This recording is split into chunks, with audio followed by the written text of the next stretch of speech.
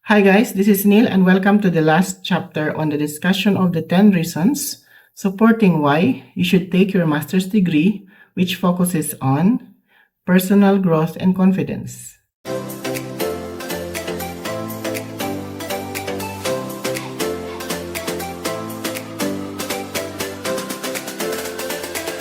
So personal growth and confidence, ano bang may tutulong yan sa iyo bilang isang professional?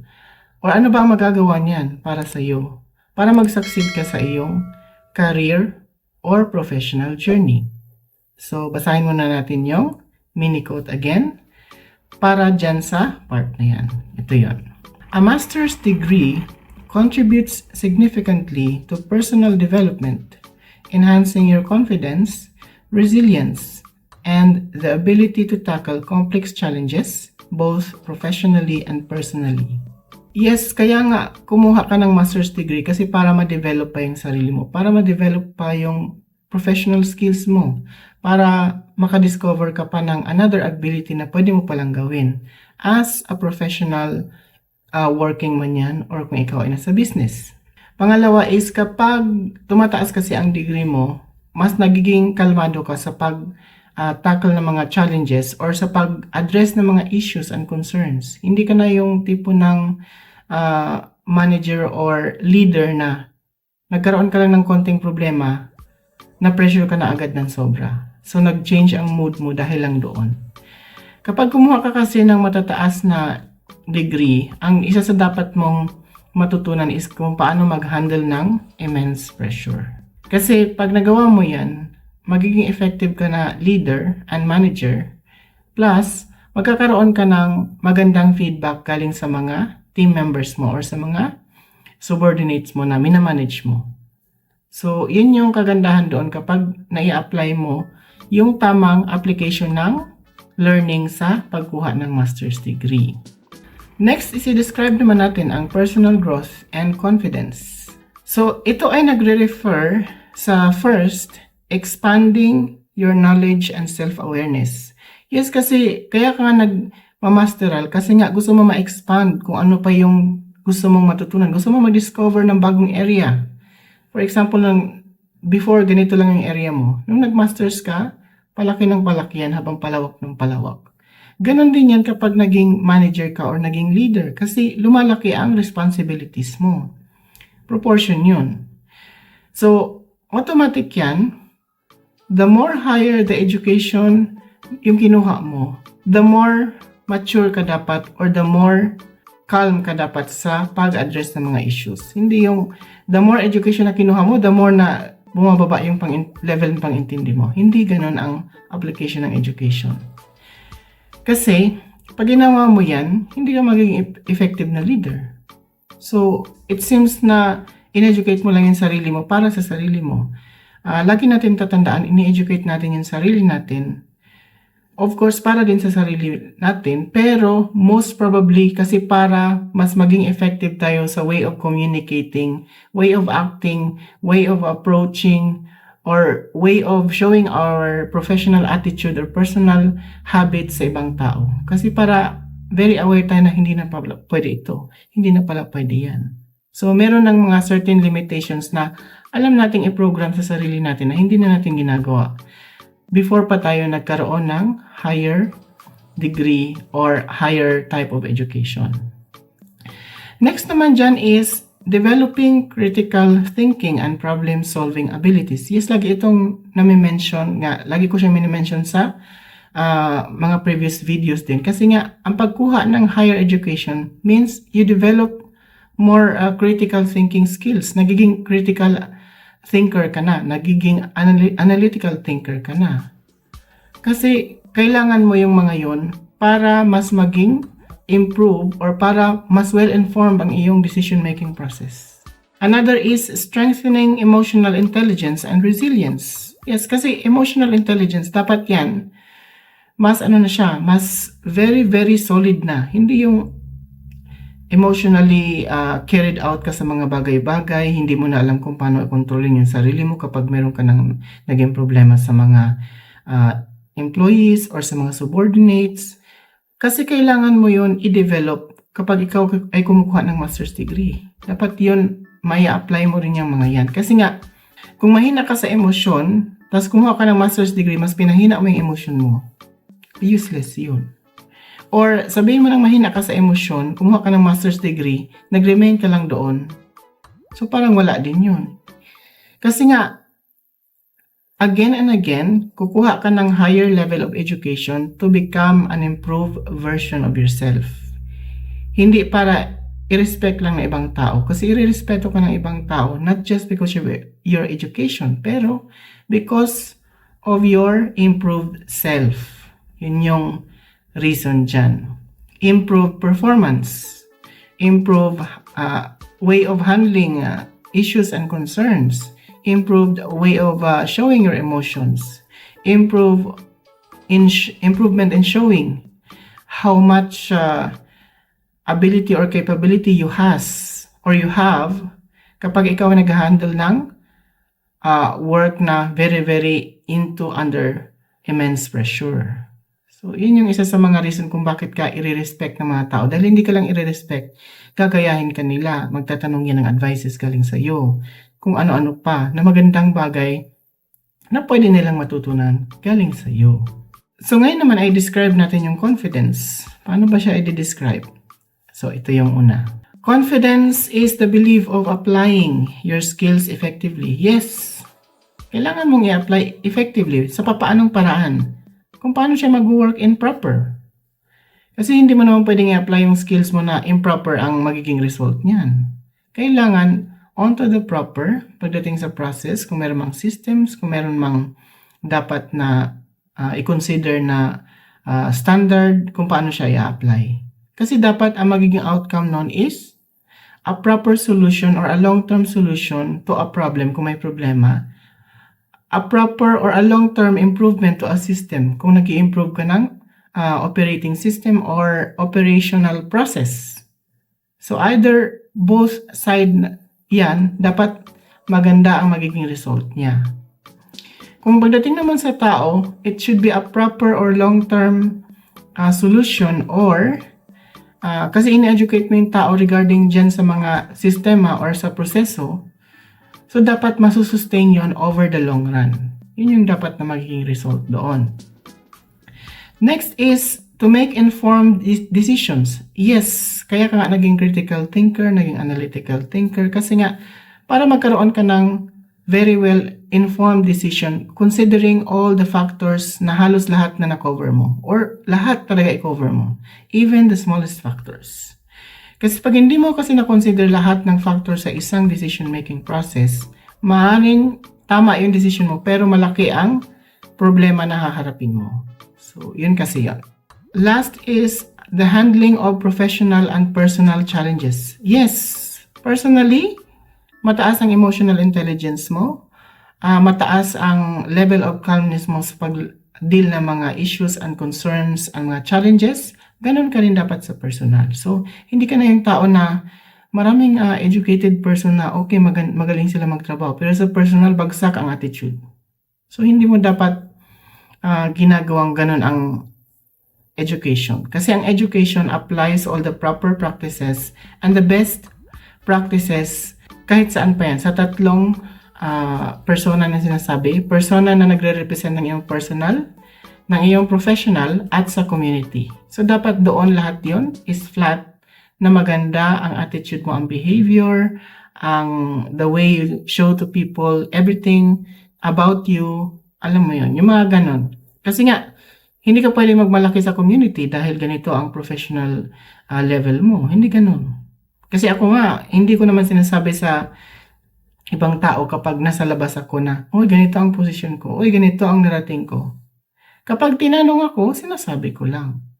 So, minsan nagugulat na lang yung tao kasi hindi nila alam na master's degree holder pala ako. Kasi hindi mo kailangan sabihin yun. Dahil yung tao mismo magtatanong sa'yo kapag may nakikita silang something na very proper sa'yo na hindi nila nakikita sa common na tao na merong something na sabihin na natin commonly majority na nakatapos ng secondary or nakatapos ng BS. Kasi iba ang disiplina ng mga nakatapos ng specialized degree or mayroon ng specialized knowledge galing sa isang higher degree or certifications. Yun dapat yung magiging pagkakaiba mo niyan sa maraming tao. Yun. So, dito naman tayo sa papaano nga ba ang isang master's degree nagpo-promote or nakakatulong para mag-promote ng personal growth and confidence. So, ito yung una. By intellectual development. Yes, kasi ang master's program talaga or ang master's degree, mainly ang binibigay niyan sa'yo na learning is challenges about analyzing complex concept. Kaya ka nire-ready to become a manager or to become a leader. Kasi nga, most probably, ang inaaral mo doon is hindi na lang siya scenario, kundi real world scenario na very complex problems. Kaya nga, merong mga coursework, mostly ang mga master's degree, hindi kagaya ng bachelor's degree na puro ka lang exam. Sa master's degree, puro coursework yan, and puro almost 90 or 95% real world scenario. Yung pahirapan talaga ang solution na pwede mong ibigay and i-defend mo pa yung solution mo kapag nagkataon na medyo mahigpit si professor or instructor or facilitator ng course mo. Next is solving real world problems. Yes, especially sa research, kasi yung research ko nga is a real world problem or currently nangyayari sa buong mundo. Kasi ang research ko in my Master's in Engineering Management is about waste management and sustainability. Kasi pinapili ako kung ano ang gusto ko na research. It's either technology or relating to engineering management. So ang una kong pinopose is about engineering management, which connects with the human resource management. So sabi kasi ng facilitator ko, yung research supervisor ko is masyado na siyang luma na topic kasi hindi na ganun ka in sa trend ngayon. So, ang isa-suggest nila strongly is relating to technology, and kapag ganun kasi ang research, merong plus points once na-approve na yung research topic and na-defend na yung full research. So, sabi ko sa kanya, okay then, magta-try ako. So, after 2 weeks, nagkaroon ako ng idea na why not i-integrate yung waste management into sustainability and i-integrate doon sa people's knowledge about technology. So, ito yung waste management, ito yung technology, nandito yung tao. So, i-effect yan dito, i-effect dito. So, ganun ang nangyari sa research ko. So, naging successful hanggang sa pag-defend ko kasi ang pag-defend ko nung time na yun is, nabanggit ko to sa ibang video siguro, na meron akong 5 panelists. So, 3 dun is outside and 2 is from the inside sa school lang din. And, swerte nga at natapos yung defense bago nagkaroon ng power outage. Kasi after 2 minutes ng pag-defend ko na tapos na lahat, cleared na lahat at nag-goodbye na ako sa lahat and nag-good luck na sila sa akin, after 2 minutes lang yan, wala nang kuryente. So, lucky enough na natapos ko yun. So, in relate naman dyan, meron tayong third description about challenges, which is thinking critically and independently. Yes, critical thinker ka nga eh. An independent decision maker. So, hindi ka na dapat nag-aantay pa ng utos ng merong mas nakakataas sa'yo kung ikaw ay nagmamanage na. Kailangan ang gagawin mo, may problem dito. Ito yung problem. Next step is you analyze kung ano yung kailangan mong gawin. Decide. Pero i-update mo pa rin yung nakakataas sa'yo. Kasi nga, ganun ang practice ko. Bakit mo kailangan pa rin i-update yung nakakataas sa'yo? Dahil para aware siya. Kasi bukas makalawa may mag-question yan, alangan namang hanapin ka pa niya. Paano kung nakabakasyon ka na bukas? So, very well informed ang decision mo sa sarili mo, pero i-communicate mo rin yan sa tao na kasunod mo. Kasi siya ang nag-oversee sa'yo. Ganun kasi yun. Hindi yung ikaw pa ang hahabulin para makakuha ng information yung mga tao galing sa'yo. Not unless manghihingi sila ng advice, in that time, yung learner mismo or ang advice seeker ang pupunta sa'yo. Kasi the practice or the best practice para sa isang effective team working techniques is maging team player ka. Team player means magaling ka mag-collaborate, magaling ka pasa ng communication or informations. Magaling ka mag-update on time nang hindi naman nire-remind sa'yo. Kasi yun ang isa sa mga qualities ng excellent team player. Sa team man yan, organization, or company. Next naman is number 2, which is self-discipline and time management.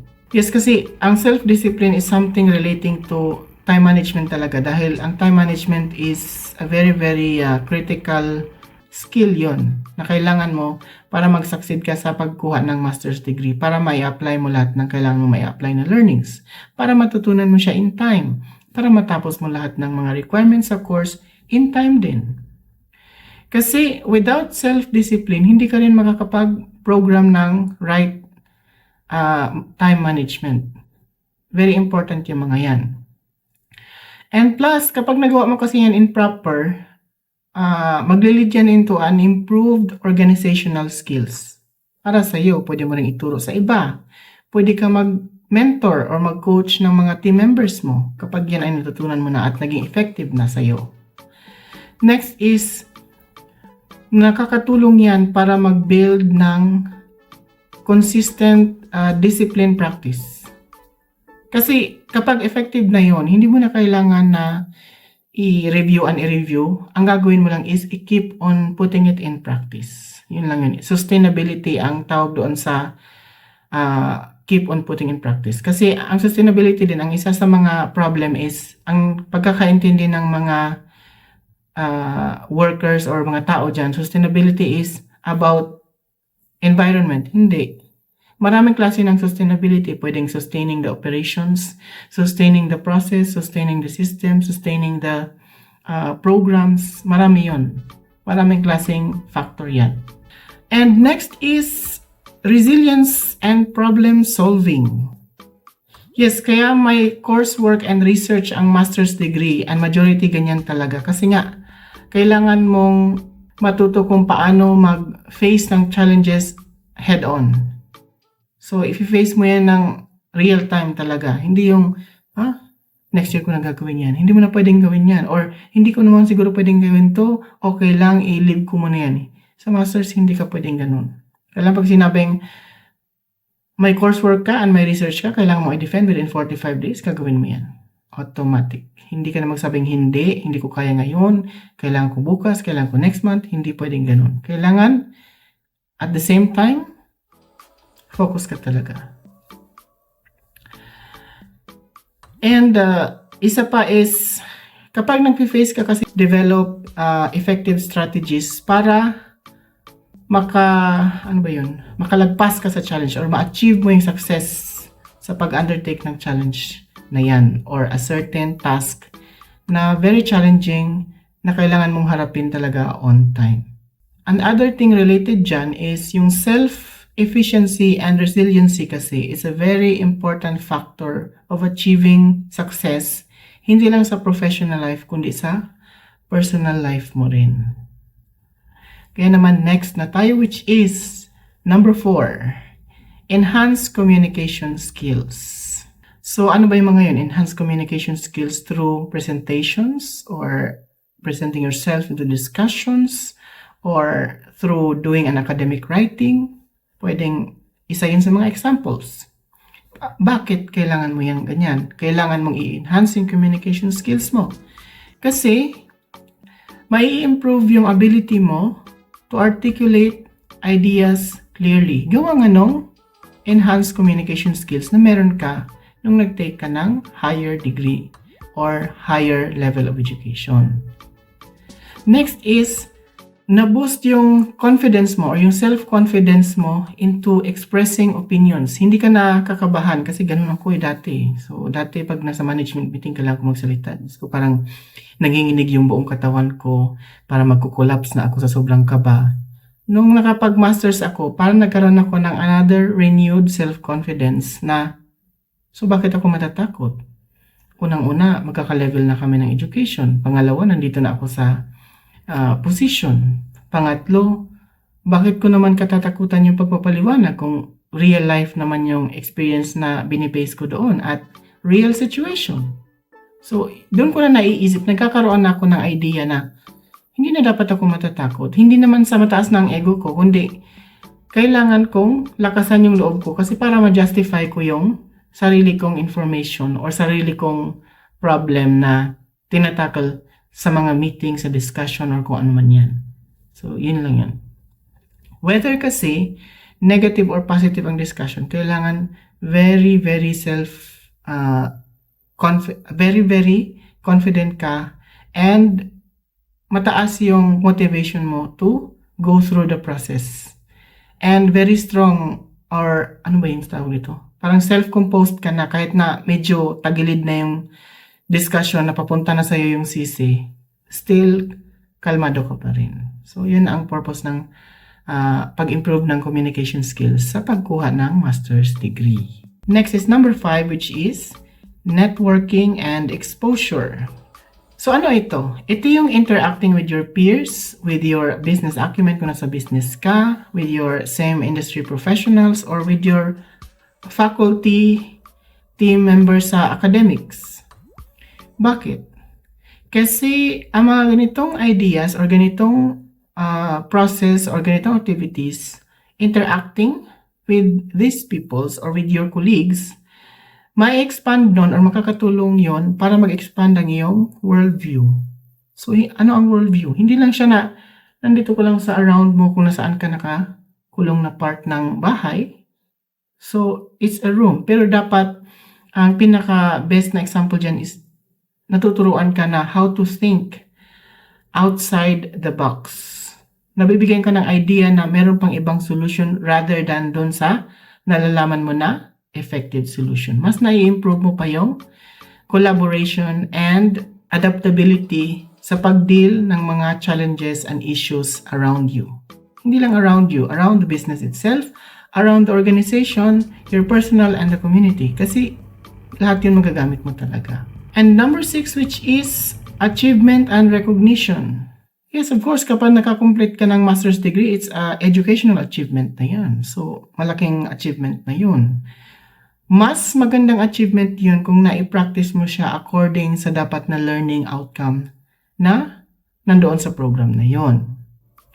Another is that ang pagtatapos ng master's degree demonstrate your perseverance and commitment to your educational success. Another one, kung ikaw ay nagtapos ng master's degree, mapoprovide nun ang isang feeling, which is the sense of self-accomplishment. Kasi ganun ang nabigay nun sa akin. Parang, I feel like, nakakatuwa. Parang tuwang-tuwa ako sa sarili ko na, ay, nakatapos na ako ng master's degree. Parang gusto ko pa ng additional. Hindi naman tayo sa dreaming at dreaming lang. Contented naman ako sa current accomplishment ko. Pero nagtry ako, or nagtitry pa din ako na magkakuha ng much higher na educational accomplishment. Kasi nga, the more na naka-achieve ka ng mga bagay-bagay, either education man yan sa personal na buhay or sa professional, nakaka-improve kasi talaga ng self-esteem and personal confidence. Nabibigyan ka na ng more confidence rather than the normal confidence na pwedeng ibigay sinabi lang ng boss mo na magaling ka magtrabaho, mga ganon, na sinabi ng kapitbahay mo, ang galing mo. So, hindi siya very normal process or normal thing na nakukuha mo lang from the recognition of common people around you. So, sa pag-develop naman ng personal growth and confidence, meron din mga challenges and limitations yan. So, ano-ano yung mga yon? Ito yung una. High expectations and stress. Yes, kasi ang pag-study ng advanced degree or advanced educational qualification is pwede kang maging stress. So, yun yun. Kasi kailangan mo ng maraming oras, kailangan mo ng mag-research ng much deeper compared to your bachelor's degree.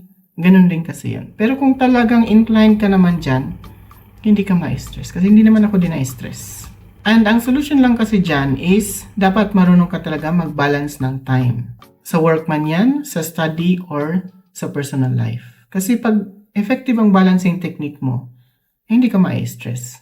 Kaya ko. Alam ko kasi kung ano ang ipo-prioritize ko sa sarili ko, sa community and sa family and sa trabaho. So, yun lang yun.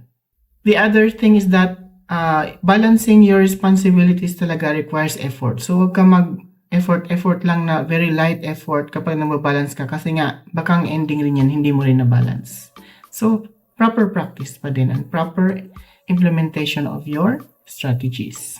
Next is the challenges or the considerations of fear of failure. Yes, kasi ang new challenges, especially kapag bago ka pa lang, hindi ka well-versed to the challenge, is something or somewhat intimidating. Talaga siya, nakaka-intimidate. Dahil una, this might be discussing or facing a challenge wherein ito ay isang complex project or complex research or complex problem sa work na or related field kung nasaan ka. And maybe presenting the solutions has its own limitations. Kaya medyo ka doon, medyo na barred ka or something about imprisoned ka sa isang area lang. So, kailangan mo hanapan kung paano mo masusolusyonan yan with your limited resources man yan, capability of providing solutions, or limited scope of the solutions na pwede mong ibigay sa certain problem or challenge. Next is, ang ibang estudyante kasi or ang ibang learner na kumukuha ng higher degree, may mga doubts pa rin yan, kahit naman ako meron. So, kailangan mo lang i-define ano ang doubts na yan. Paano mo ba mai-improve yung sarili mo para hindi ka mag-doubt na hindi mo kaya yan? Dahil most person na nag-fail sa kanilang journey, yun yung may mga malalaking doubt talaga or majority may doubt sa abilities nila to perform and to be successful on that certain journey. So, hindi ka dapat nagaganon. Dapat isa kang may doubt ka man pero hopeful ka pa rin and give yourself the biggest part of your hope na matapos ka. Pero wag ka mag-expect. Kasi ako, lagi ko sinasabi, I am hoping but not expecting. Kasi expectation is a very heavy word compared to the hope. So kung may pag-asa ka, wag ka mag-expect na sobra-sobra. Yun lang yun.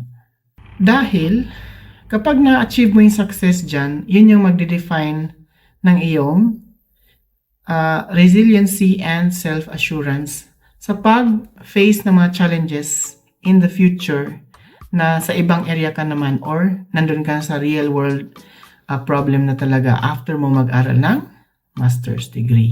Third challenge tayo to consider, which is adaptation to new learning styles. Yes, kasi ang master's degree often demands you to learn independently. So, independent learning lagi yan. Most probably, kailangan mo itulak yung sarili mo para matuto. Hindi na yung ikaw pa yung itutulak, ikaw yung re-remind. And, of course, kasi kakambal niyan is your improvement in critical and analytical thinking skills. Yun yung katumbas niyang dalawang yan. So, when you learn independently, you are able to improve also your critical, analytical skills and ability to think further na kaya mo mag-face ng challenge kahit na walang nag-guide sa iyo. So, yun yung sinasabi na pag naging manager ka, kailangan alam mo mag-decision ng ikaw lang considering the factors na meron sa paligid mo. So, next naman is the key factors na nakaka-influence sa iyong personal growth and confidence. So, ito yung una. The level of engagement. So, ikaw ba ay merong active participation sa mga projects, discussion at research na mag-i-enhance ng iyong growth? Kailangan mo yun. Kasi nga, again and again, improvement ng self mo para mag-build ka ng much better confidence and mag-grow ka sa iyong career or professional journey. Next is yung passive learning na naglilimit ng iyong personal or personality development, which is nasa sayo nga kung paano yan i-delimit or alisin ang limit dyan para maging limitless siya. Kasi nga ako, passive learning says limit ang personal development mo, pero bakit naman ako na-develop more and more? Dahil naganap ako ng paraan kung paano masasagot yung problemang yan. Paano ko masusolusyonan. Yun lang yan. Number 2 is the support system. So, anong support system yan? So, mentors, may coach ka, family, or your peers. Kung may support ka naman na strong, mas madaling gawin yan kasi mas madali ka makapagtanong ng advices, mas madali ka makakuha ng ideas, pero kung ikaw lang mag-isa, mahirap yan. Kagaya ko na mag-isa ko talagang ginawa lahat, meron man ako nakukuhang ideas very light lang na hindi siya nakakasagot talaga fully doon sa ideas na kailangan ko para mag-succeed doon sa aking masteral journey. Pero kung malakas nga naman ang loob mo, gaya ko na sobrang lakas lang talaga ng loob ko, kahit nga tagilid ang finances, sige pa rin ako. Kasi nga, sinasabi ko lagi, meron akong mataas na pag-asa, pero hindi ako nag-i-expect na makukuha ko yan. Dahil, heavy ang expectation masyado compare sa hope na binibigay ko sa sarili ko. So next naman tayo, which is program challenges. So ito yung mga rigorous and practical programs. So most probably, ito ay about difficult assignments na magti-teach kayo ng real life experience. So yan kasi, kapag nalagpasan mo kasi yan, nagde-develop yung problem solving skills mo and nadadagdagan yung resiliency level mo as a professional or kahit sa personal and community level. Meron at meron niyang madadagdag. Meron at merong mai-improve after mo ma-complete at ma-achieve yung success sa pag-face ng certain challenges sa level na yan. Next naman is self-motivation. So, motivation drives consistent effort and learning. Yes, kasi kailangan mo talaga ng mataas na motivation level para mag-continue ka sa iyong learning journey, para mag-improve ka further. Kasi nga ang sinasabi nila doon is, ang mga proactive students experience the most personal growth. Kasi active sila in learning. Sa interactive is very, very good din sila pagdating sa mga yan. Very good practice ang ina-apply. Hindi naman ibig sabihin na ganun din kasi may mga student din na active nga sa school, very active sa ganito, ganyan sa mga activities, pero pagdating sa application sa real world, hindi rin ganun kagaling mag-apply. Kasi yung iba, nauuna yung katamaran and ipasa mo na sa kanya kasi alam ko na yan, mga ganun. Hindi na nakukontinue ang practice. Pero majority talaga sa mga student, especially sa mga working student, majority dyan is very well versed sa pag-a-apply ng mga practices. Kung ano yung natutunan nila, ina-apply nila. Kasi ganun ako. Ang magaling maghanap ng solution kung paano matuto rather than itulak kung paano matuto. So fifth naman tayo, which is reflection and feedback. Yes, kasi ang self-reflection is a very important factor to succeed in your online learning journey, plus constructive feedback din. Kasi nakakatulong yun to identify your strengths and weaknesses. And the more na pina-practice mo yan, the more na nakikita mo yung mas maliliit na weakness para mas ma-perfect mo siya to become a strong version of yourself kapag natapos mo yung iyong master's degree. Plus, ang pagkakaroon kasi ng proper reflection and feedback encourages you to improve continuously and build your confidence level din at the same time. Kasi nga, ang pagdadagdag ng higher level of education, most probably, bibigyan kanya ng confidence. Pero ang practice pa paano? May improve pa. So, yun yung question doon kasi.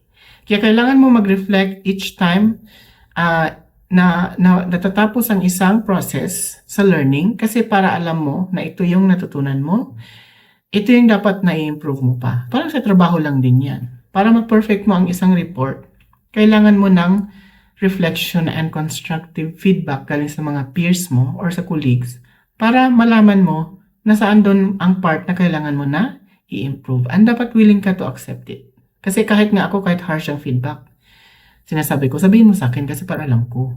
Kasi hindi naman ako masasaktan dahil gusto ko lang ma-perfect kung ano yung dapat kong i-improve pa dito. So, yun lang yun. And ang key takeaway sa last chapter na ito na pwede kong maibahagi sa iyo ay ito lang yun. Your master's degree isn't just about your job or salary, but it is also a journey of your personal growth. Always remember that every challenges that you overcome in building your knowledge on taking your master's degree, it gives you more resilience and confidence to face the real world on the current day and in the future din. So, malaki talaga ang effect kapag nakuha mo lahat ng learning at nag-grow ka pa sa pagkuha ng master's degree. So, thank you for watching this vlog. Please don't forget to comment, like, and subscribe to my channel para lagi kang updated sa aking mga next online educational vlogs. Bye!